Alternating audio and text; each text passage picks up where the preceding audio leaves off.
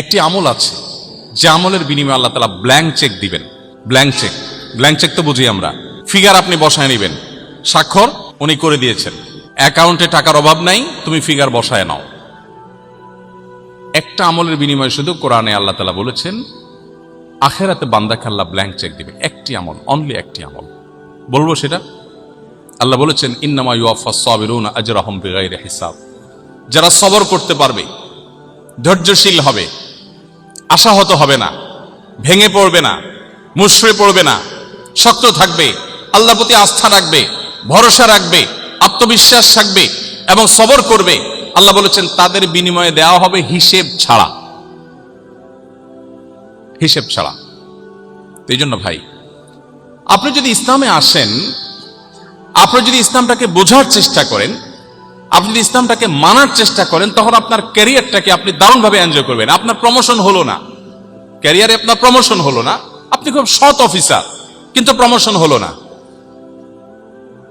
বেঈমানের কাছে কোনো সান্ত্বনা আছে? যার আখিরাতের প্রতি বিশ্বাস নাই তার কাছে কোনো সান্ত্বনা আছে? আমি একজন সৎ মানুষ, বাট প্রমোশন হয় নাই, মানে ইচ্ছে বড় ট্র্যাজেডি আর কি হতে পারে? আপনার কাছে তো ইচ্ছে কষ্টের কিছু, আপনি শেষ হয়ে যাবেন ভিতরে ভিতরে ঘুরে ঘুরে। তার কোনো সান্ত্বনা আছে? কিন্তু ইমানদারের সান্ত্বনা আছে না নাই? আছে না নাই? আমার টার্গেট ছিল আমি প্রশাসনের সর্বোচ্চ লেভেলে যাব, আমি পড়াশোনা করে ভালো একটা জায়গায় যাব, যে আমি দুর্নীতিকে জাদুঘরে পাঠাবো, এদেশে মানুষের মুখে হাসি ফোটাবো, আমি অপ্রশাসনের বিরুদ্ধে সংগ্রাম করব, আমি সমাজে উদাহরণ হব, আমি মানুষের জন্য কাজ করব। এটা জীবনের সার্থকতা। ভোগবাদ এটা জীবনের সার্থকতা না। ভোগ করে সুখে থাকা এটা তো গরু ছাগলও পারে, পশু পাখিও পারে। ভোগবাদের বিপরীতে দাঁড়িয়ে ত্যাগের মধ্য দিয়ে মানুষের মুখে হাসি ফোটানো এবং তার বিনিময়ে আবার আল্লাহর কাছ থেকে রিওয়ার্ড আসা, এটা তো আমার জীবনে অনেক বড় একটা টার্গেট। এই টার্গেট যদি আমি ফুলফিল নাও করতে পারি, আমার প্রমোশনই হলো না, চাকরিটাই হলো না, জায়গা মতো যেতেই পারলাম না, ইমানদারের সান্ত্বনার জায়গা হলো নবীজি বলেছেন মান হাম্মা বিহাসানাতিন ফালাম ইয়ামালহা।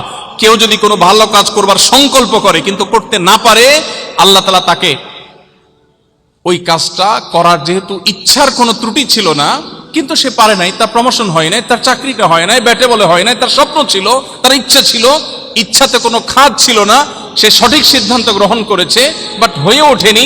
নবীজি বলেছেন কুতিবাত লাহু হাসানাহ। সে যা নিয়ত করেছে ওটা নিয়ত করে করলে যা সওয়াব পেত, নিয়ত করে সেটা করতে না পারলেও আল্লাহর কাছে সমপরিমাণ সওয়াব লাভ করবে। আপনি যদি মুসলিম হন, আপনার জীবনে প্রমোশন না হলে, চাকরি না হলে আপনি সান্ত্বনা খুঁজে পাবেন। চাকরি হয় না তাতে কি সওয়াব এক চুলও কম হবে না, আল্লাহ আমাকে পাই পাই করে দিবেন, ঘোষণা দেওয়া আছে, কারণ আমার ইচ্ছা কোনো ত্রুটি ছিল না। কিন্তু যদি আপনি ইমানদার না হন, আপনি যদি বেঈমান হন, তাহলে সেক্ষেত্রে আপনার কোনো সান্ত্বনা না, আপনি ও স্যাড বলে আপনি মন খারাপ করবেন, কিন্তু আপনার কিছু করার থাকবে না, আপনি অসুস্থ হবেন। এই জন্য পৃথিবীতে কেউ যদি সুখ চায়, আল্লাহ কোরআনে এমনিতে বলেন নাই আলা বিযিকরিল্লাহি তাতমাইন্নুল কুলুব। যদি কেউ সুখ চায়, কেউ যদি মানসিক প্রশান্তি চায়, সেজন্য আল্লাহর স্মরণ করে। আল্লাহর স্মরণ করলে তার অন্তর এমনিতে প্রশান্ত হয়ে যাবে। আল্লাহ আমাদের সবাইকে মুসলমান হওয়ার তৌফিক দান করুন। প্রিয় ভাইয়েরা আমার, আমাদের সবচেয়ে বড় পরিচয় আমরা মুসলমান। এই পরিচয়টা আজ হারিয়ে গেছে। আমাদের পেশাগত পরিচয়, আমাদের অন্যান্য পরিচয়গুলো আজ আমাদের মূল পরিচয়কে ছাপিয়ে গেছে। আমাদের মূল পরিচয়কে পিছনে ফেলে অন্যান্য পরিচয়গুলো বড় হয়েছে।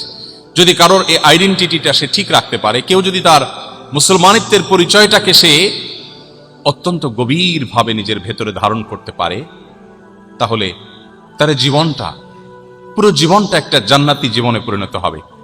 সে জীবনের প্রতিটি মুহূর্তকে এনজয় করবে। তার যে চোখ ভরা স্বপ্ন থাকবে, স্বপ্ন পূরণ হলেও তার লাভ, না হলেও তার কোনো ক্ষতি নেই। নবীজি বলেছেন আজাবান লি আমরিল মুমিন ইন্না আমরাহু কুল্লাহু খায়র। ঈমানদারের পুরো লাইফটা বড় পিকুলিয়ার, অদ্ভুত, কারণ তার জীবনের সবকিছুতেই ভালো। বাংলা একটা কথা আছে, হাতি মরলেও লাখ, বাঁচলেও লাখ। ঈমানদারের জীবনটা এরকম। নবীজি বলেছেন ইন আসাবাহু খায়রুন, ঈমানদারের জীবনে যদি কোনো অ্যাচিভমেন্ট হয়, শাকারা, সে আল্লাহ শুকরিয়া আদায় করে, বিনিময়ে সে আল্লাহর কাছে রিওয়ার্ড পায়। একদিকে সে পাইলো, আপনি পড়াশোনা করেছেন, চাকরিটা জায়গা মতো পাইলেন, আল্লাহ আপনাকে বড় পদে বসাইলেন, আপনার প্রত্যাশার চাইতে বেশি দিলেন, আপনি আল্লাহর কাছে শুকর আদায় করে বললেন আল্লাহ তোমার কৃতজ্ঞতা আদায় করছি, তুমি আমাকে দিয়েছো, তুমিই দিয়েছো। তাহলে একদিকে পাইলেন, আবার আল্লাহ শুকরিয়া আদায় করলেন, শুকরিয়ার বিনিময়ে সওয়াব আছে না নাই? আচ্ছা। আর যদি আপনার প্রত্যাশা পূরণ না হয়, প্রত্যাশা পূরণ হলো না, ওয়াইন আসাবাহু শাররুন, তার জীবনে যদি কোনো ক্ষতি এসে পড়ে, সবারা, ইমানদার সবর করে, কারণ আল্লাহ নির্দেশ করেছেন বিচলিত হওয়া যাবে না, সবর করতে হবে, তাহলে আল্লাহ বিনিময় দিবেন যে ব্লাঙ্ক চেক, তাহলে সে সবর করে। বিপদ আসছে, তার প্রত্যাশা পূরণ হয় নাই, নেগেটিভ দিক, কিন্তু সে সবর করছে, বিনিময় আল্লাহর কাছ থেকে ব্লাঙ্ক চেক পেয়েছে। ডিলটা কি লাভের হলো না লসের হলো? লাভের না লসের? তাহলে ইমানদারের জীবনে লসের কোনো প্রজেক্ট আছে? কোনো প্রজেক্ট নেই। প্রিয় ভাইরা আমার, কোভিড-19 সময় একটা টেলিভিশন টক শোতে একজন বাম রাজনীতিবিদ, ওনার সাথে এক টিভি টক শোতে আমাকে আহ্বান করেছে ওনারা থাকতে। আমি যদিও এই টক শো টাইপ এই ধরনের প্রোগ্রামে যাই না সচরাচর, তারপরেও তাদের খুব রিকোয়েস্টের কারণে তখন কোভিড-19 সময় আমি গিয়েছি। তখন ভদ্রলোক আমাকে বললেন, আচ্ছা, এই যে কোভিড-19 নিয়ে আপনারা হুজুররা অনেক ভুলভাল কথা বলেন, অনেক উল্টাপাল্টা কথা বলে, এটা করলে আর কিচ্ছু হবে না, ওটা করলে আর কিচ্ছু হবে না, আপনারা মাস্ক না বলে, তারপরে স্যানিটাইজারের কথা না বলে, বিজ্ঞান ভিত্তিক কথা না বলে, এই সমস্ত কথা বলে যে মানুষকে আপনারা বিভ্রান্ত করছেন, এতে লাভটা কি হচ্ছে বলেন তো? তো আমি বললাম ওনাকে যে দেখেন,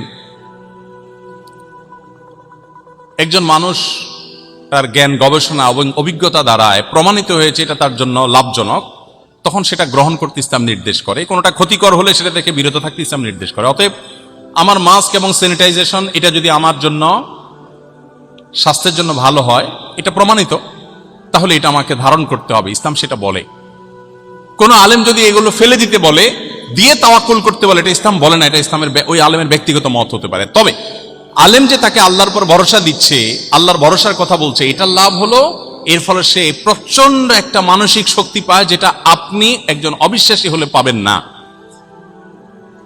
আমি সব ব্যবস্থা গ্রহণ করার পরে বলি, আরে মাস্ক তো পড়লাম দামিটা, সবই ঠিক করলাম, কিন্তু হবে কি হবে না রোগ, এটা আল্লাহর হাতে, অতএব আল্লাহ ভরসা। এই যে কনফিডেন্ট তার মধ্যে চলে আসে, আপনার তো কনফিডেন্টের জায়গা নাই। আল্লাহ কোরআনে বলেছেন, যালিকা বিআন্নাল্লাহা মাওলাল্লাযীনা আমানু ওয়া আন্নাল কাফিরিনা লা মাওলা লাহুম। ঈমানদারদের একজন অভিভাবক আছে। ঈমানদারের একজন কি আছে? অভিভাবক আছে। যে অবিশ্বাসী কাফের, তার কোনো অভিভাবক নাই, তার কোনো যাওয়ার জায়গা নেই। ঢাকা বিশ্ববিদ্যালয়ের একজন শিক্ষক আমাকে কোন একটা প্রোগ্রামে বলছিলেন, ব্যক্তিগতভাবে না, আমি ওই প্রোগ্রামে ছিলাম, ব্যক্তিগতভাবে সম্ভবত কোনো এক সময় বলেছেন, যাই হোক, তিনি বলছিলেন যে আমার এক স্টুডেন্ট, মুসলমানের ছেলে, হঠাৎ নাস্তিক হয়ে গেছে। বলে যে ধর্মকর্ম আমার ভালো লাগে না, আমার মনে হচ্ছে এগুলো মানুষ বানানো। তো ছেলেকে কিছু বোঝানোর চেষ্টা করলাম, কিন্তু সে খুবই অ্যারোগ্যান্ট, কোনোভাবে বোঝার চেষ্টা করলো না, এবং সে নাস্তিক্যবাদের উপরে তার দিনাতিপাত করা শুরু করলো। হঠাৎ অনেক দিন পরে দেখলাম সে আবার নামাজ কালাম ধরছে। বললাম, কিরে বাবা, তুমি না নাস্তিক হয়ে গেছো? বলে, স্যার, আবার আমি ইসলামে আসছি। বলে, ব্যাপার কি? কি বুঝে ইসলামে আসলা? তোমার এত বুঝালাম। তখন এখনো তিনি ঢাকা ইউনিভার্সিটির টিচার আছেন। তখন তিনি বললেন যে আমাকে ও বলল, ওই ছেলেটা বলল, স্যার, সত্যি বলতে কি, আমার কাছে সবই অহেতুক এবং মিছে মনে হয়েছে, কিন্তু নাস্তিক্যবাদে যাওয়ার পর আমি জীবনের কোনো মানে খুঁজে পাচ্ছিলাম না। আমি কেন বেঁচে আছি? আমার জীবনের লক্ষ্য কি, উদ্দেশ্য কি? খেয়ে পরে বেঁচে থাকা, গরু ছাগল তো বেঁচে থাকে, তো আমার আর তার মধ্যে পার্থক্য কি? সেও মাটি হয়ে যাবো, আমি মাটি হয়ে যাবো, তো আমার আর তার মধ্যে ডিফারেন্সটা কোথায়? আর সবচেয়ে বড় কষ্টের জায়গা হলো, স্যার, তার বক্তব্য, আমি কিছু কিছু সিচুয়েশনে এসে অনেক মনোবেদনায় ভুগি। একান্তে একটু কারোর সাথে কথা বলতে মন চায়, একটু মন খুলে কারোর সাথে আলাপ করব, দুঃখের কথা কারোর সাথে শেয়ার করব, অনেক মন চায়। কিছু কথা আছে না ভাই, পৃথিবীর কারোর কাছে বলে শান্তি নাই, আছে না? বউয়ের কাছে বলেও শান্তি লাগে না, বাপমার কাছেও না, বন্ধু বান্ধবের কাছেও না। এরকম কিছু সিচুয়েশন আসে না মানুষের জীবনে, মনে দুঃখ, কষ্ট, একান্তে একটু কথা বলতে চায়। তো সে যুবক বলল, স্যার, আমি সেই মানুষটাকে বা সেই সত্তাটাকে খুঁজছিলাম, কার কাছে একটু মন খুলে কথা বলবো, বাট আমি যখন নাস্তিক হয়ে গেলাম, আমি কোনো অবলম্বন পাচ্ছিলাম না, কাকে বলবো, কোনো মানুষের কাছে বলে আমি শান্তি পাচ্ছিলাম না। আমি সেজন্য ইসলামে ফিরে আসলাম। এখন আমার কোনো দুঃখ, কোনো বেদনা, যেটা কারোর সাথে শেয়ার করবার মতো না, সেটা আমি তাহাজ্জুদে দাঁড়িয়ে, নামাজের সেজদায় গিয়ে বিড়বিড় করে মনের গভীর থেকে যখন আমার সৃষ্টিকর্তাকে স্মরণ করে আল্লাহর উদ্দেশ্যে নিবেদন করি, আল্লাহর সঙ্গে কথা বলি, আমি খুব প্রশান্তি অনুভব করি, আমি খুব শান্তি পাই। আমার মনের এই সুখটা পৃথিবীর কোনো শক্তি আর দিতে পারবে না, এটা নিশ্চিত হয়ে গেছে। সেজন্য আমি ইসলামে ফিরে এসেছি। ভাইরা আমার, আপনাদের কেরিয়ার, আপনাদের শিক্ষা জীবন থেকে কর্মজীবন পর্যন্ত, আপনার ধর্মীয় পরিচয়, আপনার দাওয়াতি রোড ম্যাপ, এই সব কিছু নির্ভর করে আপনার আইডেন্টিটির উপরে। হু আর ইউ, আপনার পরিচয়টা আসলে কি? আমাদের পরিচয়, আমরা গোলাম, আল্লাহর গোলাম। কার গোলাম? আল্লাহর গোলাম।